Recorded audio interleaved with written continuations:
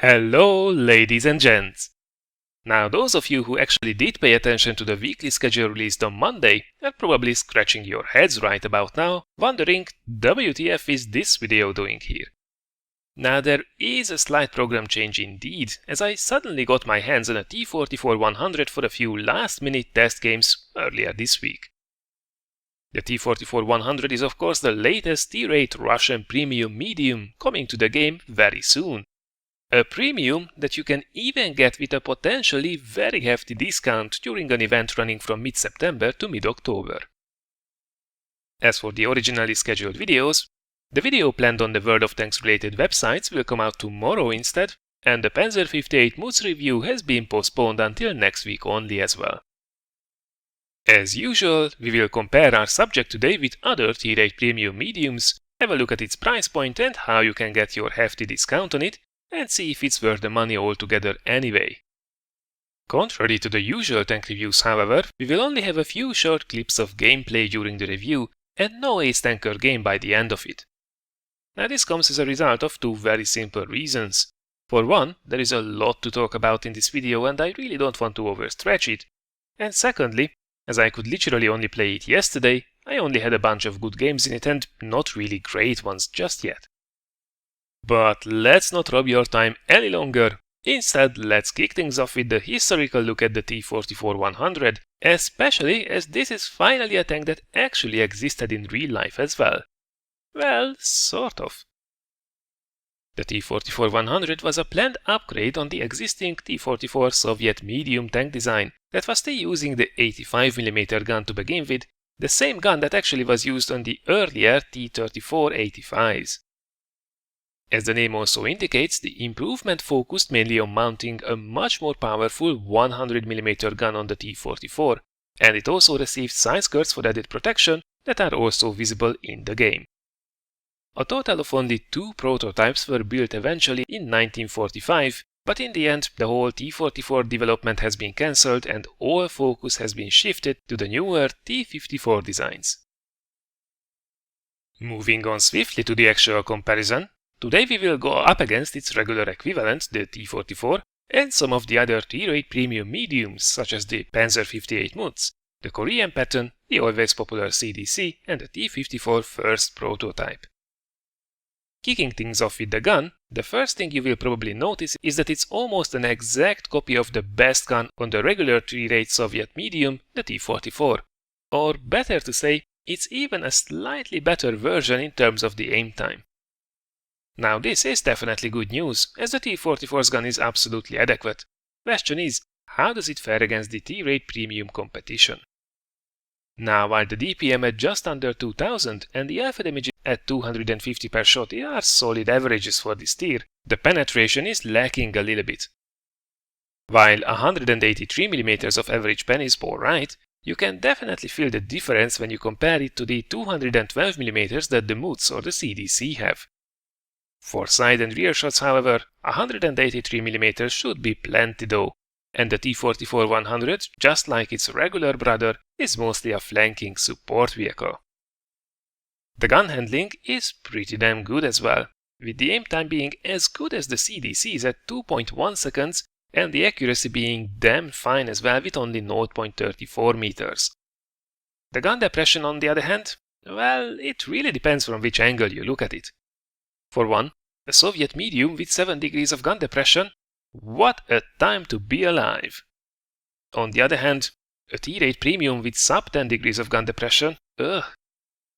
Now, don't get me wrong, 7 degrees is absolutely workable, but it's just a fact that other premium mediums will just do better on certain ridgelines. Moving over to the protection, the T-44-100 has slightly more hit points than its regular brother with 1350 HP total. Its modules on the other hand seem to be significantly weaker. I suggest to pay special attention to the engine that seems to get damaged quite easily. I had some games where I had 2 engine fires, one after the other, so this is not a tank where I would suggest skipping the fire extinguisher in exchange for food. As for the armor plating itself, just like the T-44, the 100 variant is quite well armored as well, only outclassed by the T-54 Mod 1 in this regard. You can especially bully lower tiered opponents in this thing, and the side skirts are actually quite useful against heat shells as well. As for the actual armor profile, the lower plate on the hull is reasonably tough at about 150mm of armor, while the upper plate barely reaches 130mm despite all the tangling, and it will be penetrated by same tier guns quite easily unless you angle it well. The front of the turret looks much better, so if you can use that 7 degrees of gun depression, you will do a lot better against most opponents. The gun mantlet is 240mm plus, and the side of the cheeks are an auto bounce zone as well when you are looking straight at the enemy gun. The turret on the other hand has a lot of weak points as well, even if they are not huge targets. On both sides, next to the gun mantlet, there is a soft area where about 120 to 150mm of PEM will go through easily. You also have a small turret on top with 90mm of armor only, and you even have a small bulge on the left side of the turret that also serves as an additional weak spot with only 110mm of armor. Now this is exactly the reason why it just doesn't feel like a tough turret. It has too many weak spots to allow enemies to get lucky with their shots. From the sides, you have the huge spaced armor shields on both sides, giving you quite good protection against heat shells, though the side of the turret can be panned from 100mm easily. The same goes for the rear of the turret as well, 100mm there too, so if you are coming behind one of these guys, shoot them in the ass where they have only 45mm protection. Moving over to mobility, this is where we see most of the differences compared to the regular T-44, and it's mostly for the better once again. The top speed of the 44-100 is slightly better at 52 km per hour, but the real differences are in terms of engine power and terrain resistances. While overall the agility of these machines is very similar by the feel of it, the T-44 has a much better power-to-weight ratio. The 44-100 on the other hand has absolutely stellar terrain resistances. The only downside to this setup is perhaps that the T-44 might be slightly slower going uphill because of the lack of engine power, but other than that, it's just as mobile as most of the competition. Where it really shines, however, are the turret and the hull traverse, with the former being 50 degrees per second and the latter being a superb 51 degrees per second. This means that this machine is absolutely great at circle strafing enemies, and it also excels at close quarters knife fights, perfect for late game assassinations. And finally, both view range and signal range are quite solid at 380 meters and 730 meters respectively. As for the camo, the values are not available in TanksGG, but comparing them in the garage you can expect slightly better values than what you have on your regular T-44, which at the end of the day means a rather solid average in this regard as well. So, not too many glaring problems are there.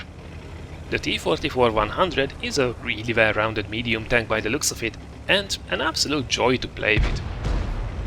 The only real downside there is to it that it has only 7 degrees of gun depression, but it compensates for that with a little bit more armor than usual, at least up front.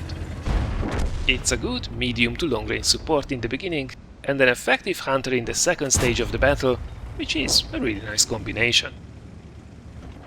To get the most out of it, equipment-wise I suggest use a gun rammer and vertical stabilizers as a must. For the third slot, I would say both optics and vents are a reasonable choice, though I would personally prefer to go with optics for this tank. Crew skill-wise, my typical medium setup is going for 6 Sense, Snapshot, Smooth Ride and Safe Stowage, Brothers in Arms for the second skill, and then Recon, Situational Awareness combined with Camo and Repairs for the third skill. So far so good. Big question is though, just how much is this thing going to cost us? And this is where things get a little bit interesting, as it will be introduced by mid-September as part of a 1-month-long marathon mission, where potentially you can actually get this thing for free. Now I hope you notice that I said potentially, because this is only technically correct, the best kind of correct. To get this thing for free within this 1-month period, you would have to grind out 150,000 damage and 150 kills for each of the 8 nations in the game right now. Getting this done per nation will get you a national token that you can later exchange for the 44-100. Well, good luck with that. The bitching has of course already started about the requirements, to which I can only say, what? A company is not releasing new content for a free-to-play game for free as well? Big shock. What's a much better and a much more reasonable approach is to look at this event as a chance to get it for a cheaper price than what you would mostly pay for a T-rate premium medium, and a quite good one too. The usual price varies right now from 27 euros for a Super Pershing, and that goes up right up until 40 euros when they are not on discount. As each nation's token is available separately for 6.99, with only doing half of the nations yourself and buying the rest, you can basically buy this new T-rate premium medium for 28 euros. And I think that's an absolutely reasonable price for it, at least in my opinion. And of course, if you can do more nations, it becomes even cheaper and cheaper. By the way, probably you did see already, but QuickBaby had quite a good video on the calculations on this event, on what's worth to get and what isn't, so I highly recommend checking out his video too. A quick link to it is in the description below. Now of course, even getting one nation's token is quite a time investment, so be realistic about what you can achieve with the amount of time that's at your disposal. This is not a must-have machine, so you don't really lose anything if it's out of your reach. It's however a very decent T-rate premium medium, so if you can get it at a relatively cheaper price point, it's probably worth to go for it. Alright, this was then my opinion and review on the upcoming T-rate premium medium, the T-44-100, and its special event marathon. I hope you found this little video useful, and if you did, thanks a lot for considering giving this a like or sharing it.